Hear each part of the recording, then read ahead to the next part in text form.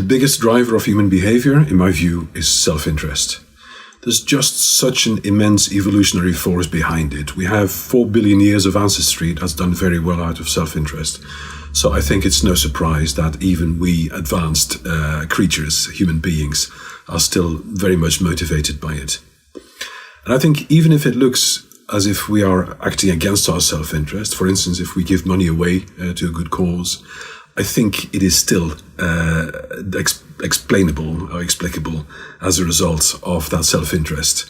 Just, if you don't believe me, just try next time you donate money, try to donate it to a cause that you vehemently oppose and see how motivated you are to act against your self-interest then. I think the takeaway from this is that as a behavioral practitioner, you should always try to work with that self-interest rather than against it. It's just so much easier. So from my experience in healthcare, I think the biggest driver of behaviour, and certainly bad behaviour, is this empathy gap that we have between our present and our future selves. And what I mean by that is it can be really, really difficult to make sacrifices now that will benefit us in the future. And neuroimaging studies have shed some light on this. So if you put somebody in a brain scanner and ask them to think about their future self, it activates the same part of the brain as when we're thinking about other people entirely. So in other words, your future self doesn't feel like you at all. It feels like a completely separate person. And what that means is that when we make sacrifices, such as saving money for the future, it feels like somebody else is going to benefit from that. But it also means that when we put something off until tomorrow, it feels like somebody else is going to have to do it. And that feels amazing. And that's why it can be really, really difficult to kind of bridge this gap between what feels good now and what will be good for us in the future. And I think the really big policy challenges, like getting people to save more, getting people to live healthier lifestyles, are going to have to tackle this. And that's really, really difficult. So I actually think the biggest driver of human behavior is personality. So we know that personality is roughly 85% genetic. And you can think of personality traits as kind of behavioral thresholds. So for example, somebody who's very introverted is going to have a very high threshold. They're going to need a lot of stimulus or a lot of prodding in order to be social in a certain context.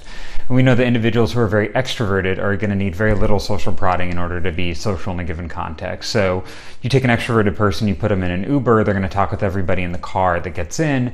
You get an introverted person, you put them in an Uber, they're just going to be just stuck on their phone looking at it the whole time. And so I think personality is actually the biggest kind of determinant of behavior, more so than context. One of the biggest drivers of human behavior, in my view, is something very simple and probably not that glamorous sounding.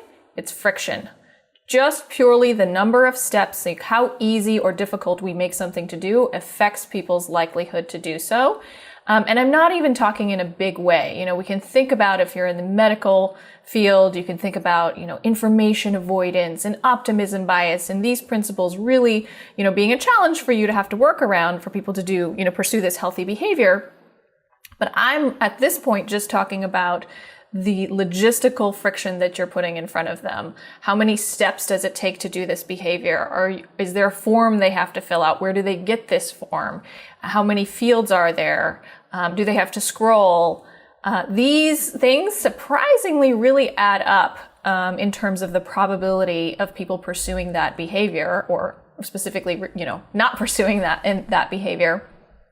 And on the upside, though, I think it represents an opportunity for us. It's amazing to me how often we have people attend our workshop and we teach them about these ideas of friction and path of least resistance. And they say, yes, I have 3 steps to my process. And I say, okay, let's take a look at that.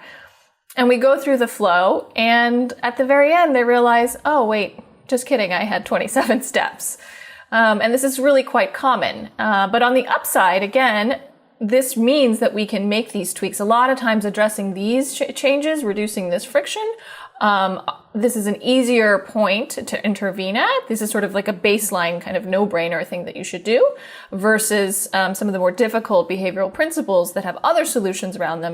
But at the very minimum, you should be designing for the path of least resistance, reducing as much of the friction as you possibly can.